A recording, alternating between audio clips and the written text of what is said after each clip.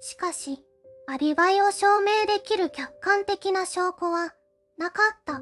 母親の証言だけでは足りなかった。1998年、ハンガリーの首都ブダペストで起きたある殺人事件から始まる物語だ。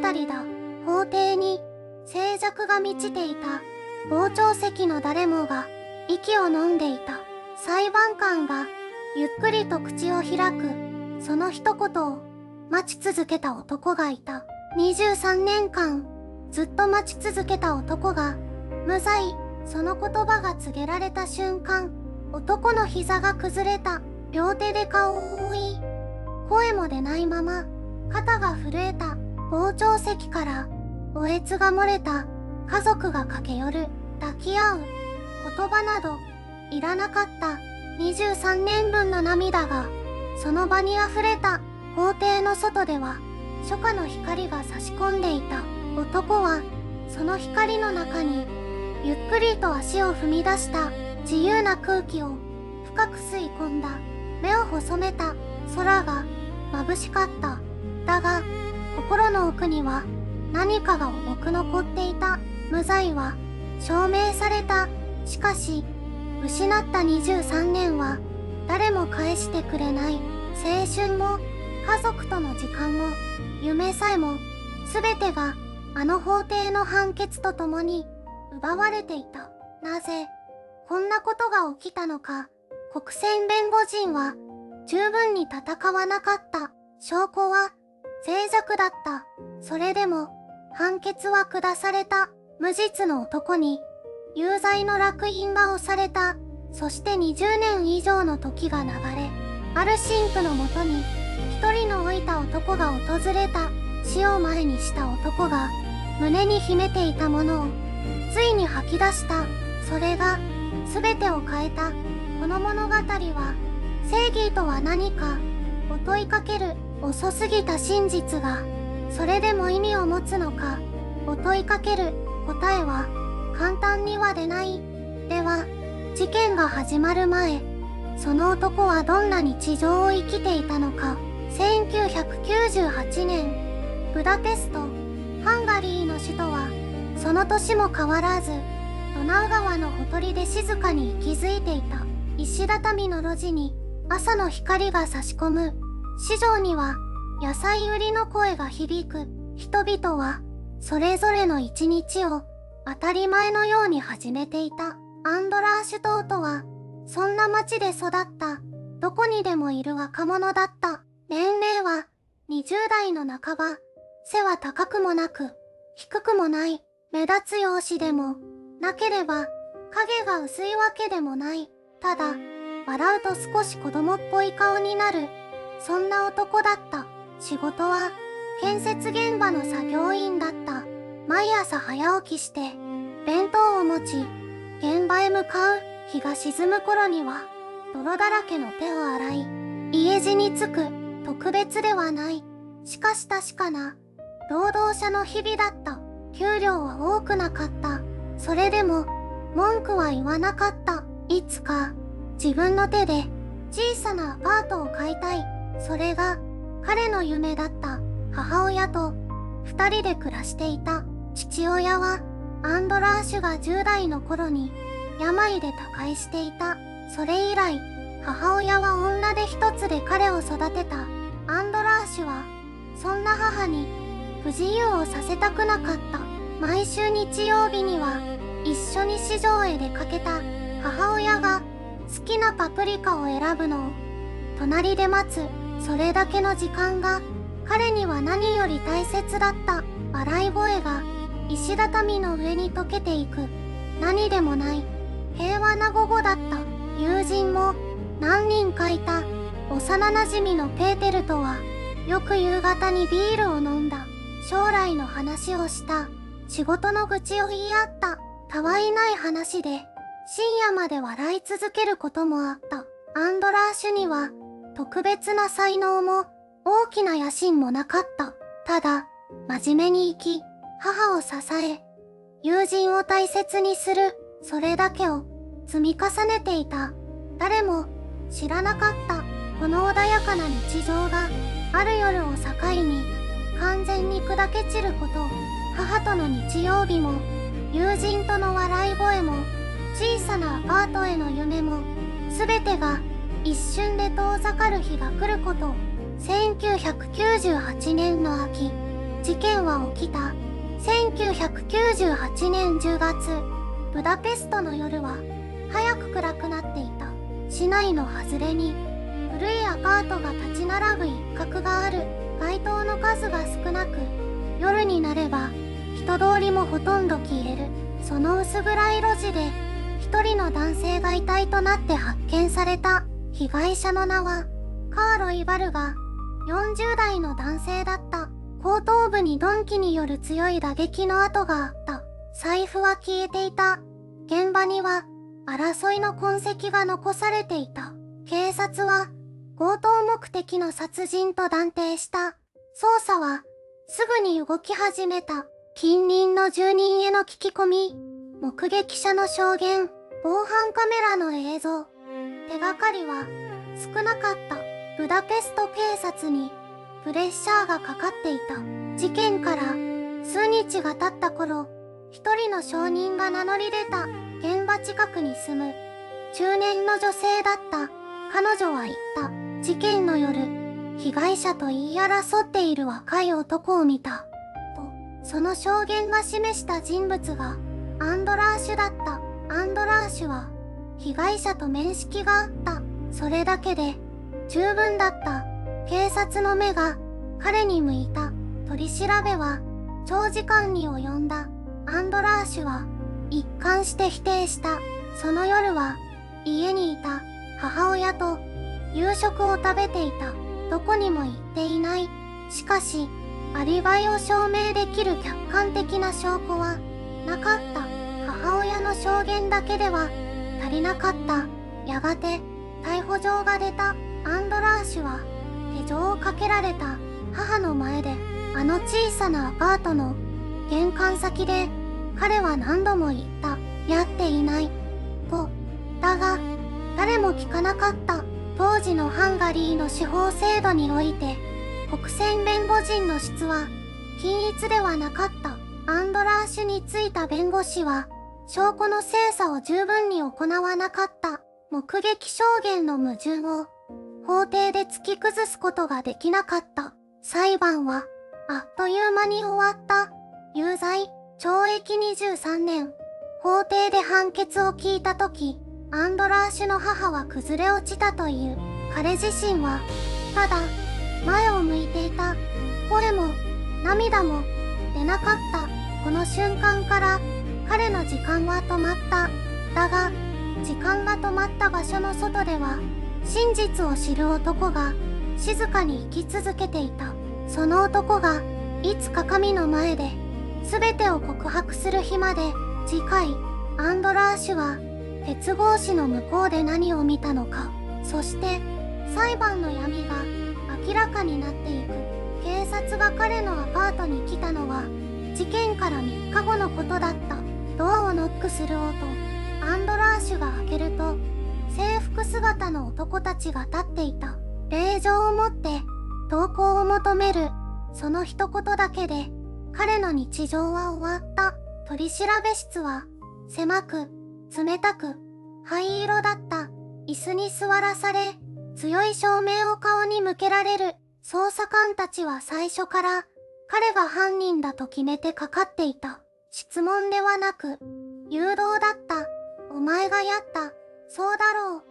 という言葉が、繰り返し、浴びせられた。アンドラーシュはただ、首を振り続けた。私はやっていない。それしか言えなかった。アリバイはあった。事件当夜、彼は友人と酒を飲んでいた。だが、その友人の証言は、捜査の過程で、信頼性が低い、と切り捨てられた。理由は、記録にほとんど残っていない。物的証拠も、驚くほど薄かった。被害者の近くで発見されたとされる繊維片。それが、アンドラーシュの衣類と、類似している。という鑑定書1枚。類似ではなく、一致でもなかった。それでも、検察はこの鑑定書を確信証拠として法廷に提出した国選弁護人はほとんど機能しなかった。証人及ばず、鑑定書を精査せず、アリバイの再検証も求めなかった。法廷での発言は最後まで短く、形式的なものにとどまった後に、この弁護が著しく不十分だったと評価されることになるが、その言葉はもう遅すぎた。裁判はわずか数週間で終わった。証拠は薄く、証言は否定され、弁護は沈黙に近かった。それでも、陪審は有罪の評決を下した。裁判長が判決を読み上げるとき、法廷の空気は静まり返っていた。懲役23年、アンドラーシュは、判決を聞いた後も、ずっと前を向いていた。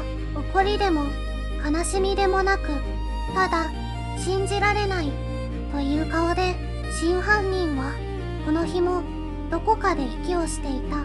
そして今、鉄格子の向こうで、アンドラーシュの長い時間が、静かに始まろうとしていた。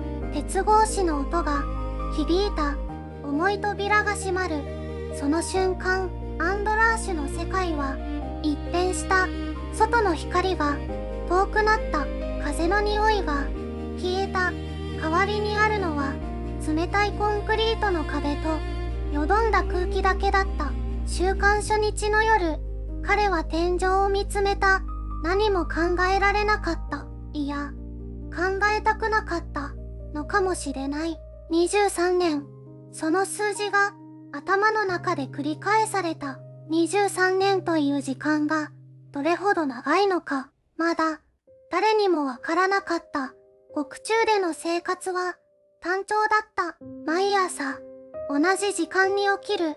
同じ食事を同じ場所で食べる。同じ顔と同じ部屋で同じ一日を繰り返す。最初の数年は怒りがあった。なぜ自分がここにいるのか。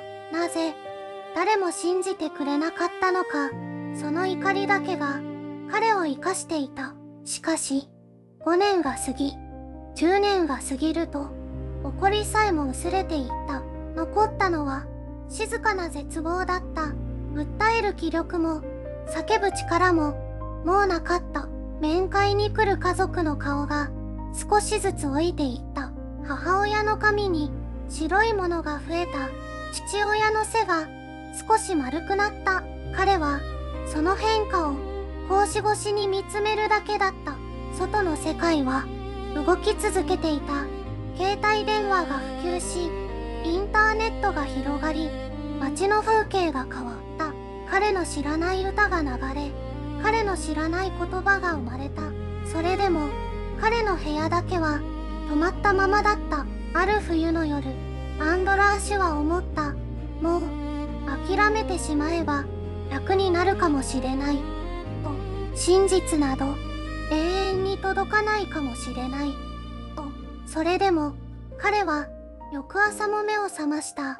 なぜそうできたのか、彼自身もうまく説明できなかった。ただ一つだけ確かなことがあった。自分はやっていない。その事実だけが彼の中で消えずに残っていた。23年という時間は奪われた。青春も自由も取り戻せない日々も。しかし真実はまだどこかで生きていた。そして諦めなかった人たちがいた。諦めなかった人たちがいた。彼の母親は息子が収監された日から一日も手を止めなかった。嘆願書を書いた。弁護士を探した。当局の窓口を何度も叩いた。しかしどの扉も開かなかった。あなたの息子は有罪判決を受けています。毎回同じ言葉が返ってきた。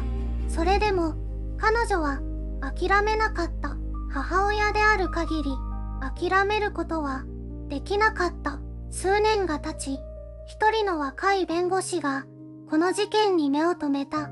国選弁護人による弁論の記録を読んだとき、彼は思わず手を止めた。あまりにも粗雑だった証拠の検討は浅かった。アリバイの確認さえ十分になされていなかった。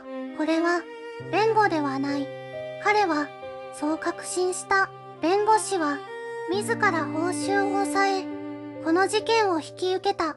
古い書類を掘り起こし、証人を探し、記録の矛盾を丁寧に洗い直した。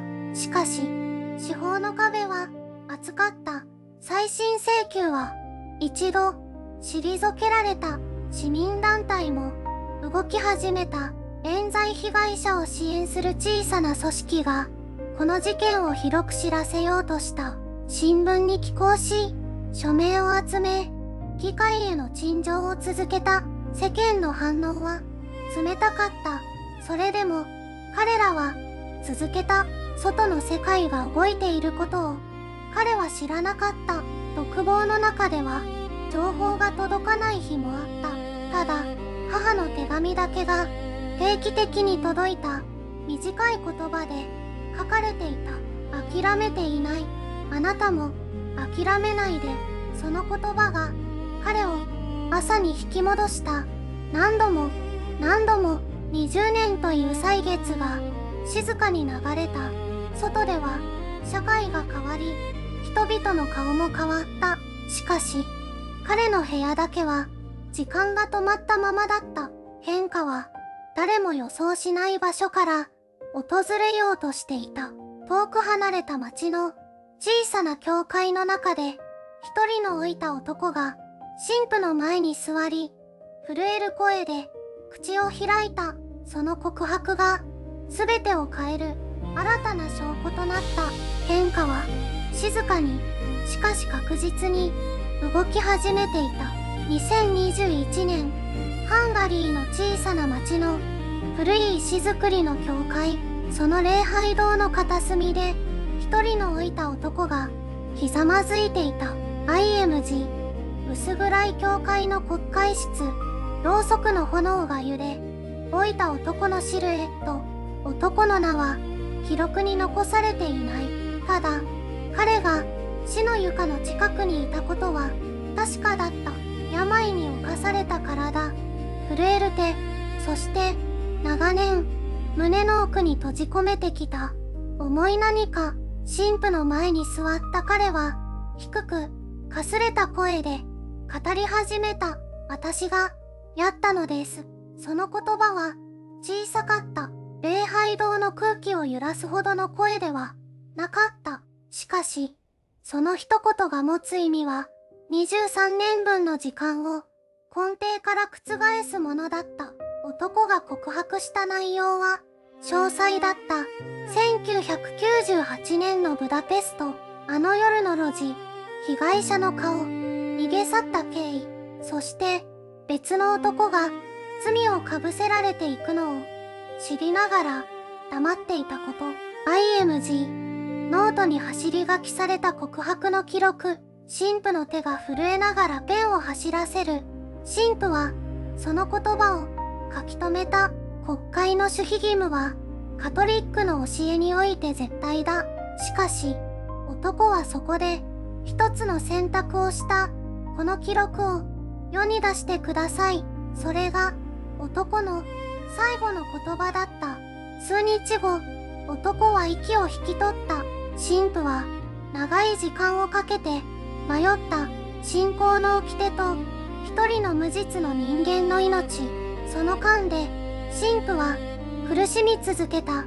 やがて神父は弁護士に連絡を取った。告白の記録を法的手続きの中に届けるために。 IMG 封筒に入れられた文書が弁護士事務所の机の上に置かれる場面。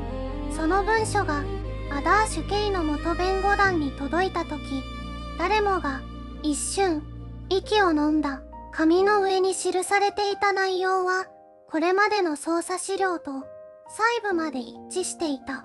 被害者の傷の位置、現場に残されていた足跡のパターン、当時一般には公開されていなかった情報までそこには書かれていた。これは本物だ。弁護団は確信した再審請求の準備が静かにしかし確実に動き出した。23年越しの真実がついに法廷へと向かおうとしていた。再審請求の書類が裁判所に提出された。弁護団の手は震えていた。それは恐れではなく覚悟の重さだった。23年、その言葉が法廷に静かに響いた。検察側は当初抵抗した。当時の判決は適正な手続きの下で下されたものだ、そう主張し、再審の必要性を真っ向から否定した。しかし、証拠はもう隠しようがなかった。神父のもとに残されていた告白の記録。そこには、事件の核心が細部まで記されていた。被害者の傷の位置、現場に残された靴跡のパターン、当時、捜査関係者しか知り得なかった情報が、すべてそこにあった。弁護団は、法廷でその記録を読み上げた。傍聴席が静まり返った。裁判官でさえペンを置いた。真の犯人はすでに死亡していた。裁かれることはもうない。ただその告白だけが生き残っていた。再審の審理は3ヶ月に及んだ。証人が呼ばれ、鑑定が行われ、過去の捜査資料が一枚一枚検証された。その度に元の判決の脆さが浮き彫りになっていった。国選弁護人は当時アリバイの証人を一人も呼ばなかった。目撃証言の矛盾を指摘しなかった。物証の検証を怠った。23年前の法廷で何が起きていたのか、それが今白日の下にさらされていった。そして判決の日が来た。法廷に静寂が満ちた。裁判長が口を開いた。被告人を無罪とする。傍聴席から声にならない息が漏れた。泣いている人がいた。目を閉じたまま動かない人もいた。彼はその瞬間何も言わなかった。ただ天井を見上げ、唇をかすかに動かした。それが祈りだったのか嘆きだったのか、誰にもわからなかった。無罪、その2文字が全てを取り戻してくれるわけではなかった。失われた23年はどこにも戻っていなかった。次の問いが静かに始まろうとしていた。自由を手にした彼を待ち受けていたものとは何だったのか。無罪が確定した日、彼は刑務所の門をくぐった。23年ぶりに外の空気を吸った。その空気は冷たく澄んでいた。けれど彼の足はすぐには動かなかった。自由という言葉がこんなにも重いとは思わなかった。どこへ行けばいいのかわからなかった。誰を頼ればいいのか。と彼が収監されたのは1998年のことだった。携帯電話はまだ普及していなかった。インターネットは一部の人間しか使っていなかった。出所した世界はまるで別の星のようだった。街の看板が読めなかった。機械の操作がわからなかった。人々の話す言葉は同じハンガリー語なのに知らない単語が多かった。時代が彼を置いて進んでいた。保証の手続きは始まった。国からいくらかの金が支払われた。しかし金で買えないものがあまりにも多かった。20代を30代を40代を彼は檻の中で過ごした。友人との時間がなかった。恋愛がなかった。家族の老いをそばで見届けることができなかった。母親は彼が出所する前に言ってしまった。それが最も深い傷だったと後に彼は語った。お母さんに無実を信じてもらえた。でも一緒に喜ぶことはできなかった。心の傷は見えなかった。夜中に目が覚めることが続いた。狭い部屋でないと眠れなかった。長い年月が体に刻み込んだ癖はそう簡単には消えなかった。支援団体がそばについた。弁護士たちが社会復帰を手伝った。それでも孤独は消えなかった。彼はあの国選弁護人を恨んでいるかと聞かれた。少し間を置いてこう答えた。恨んでも時間は戻らないと。では神父に告白した真犯人を許せるかと問われた。彼はまた黙った。そして静かに言った。許すという言葉がどれほど重いかあなたにはわかるかと達せられた正義は遅すぎた。それでもなかったよりは良かった。彼は今日もブダペストのどこかで朝を迎えている。変わったものと変わらなかったものを胸に抱えながらこの物語にはまだ続きがある。最後に語られるべき言葉が静かに待っている。23年という時間が何を意味するのか。数字で言えば簡単だ。8395日、約20万時間。ただそれだけのことだ。しかし彼にとっては失われた青春であり奪われた選択であり戻らない命の一部だった。無実を叫び続けた声は長い間誰にも届かなかった。国が彼を信じなかった。社会が彼を見捨てた。制度が彼を押しつぶした。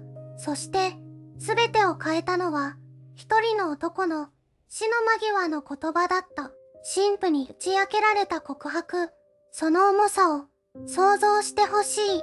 真犯人は20年以上も罪悪感を胸に抱えながら生き、死を前にしてようやく口を開いた。遅すぎたというのは簡単だ。それでもその言葉がなければ彼の名誉は永遠に回復されなかった。正義は来た。ただあまりにも遅く。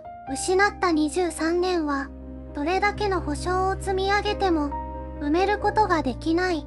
彼が刑務所にいた間に親は老いた。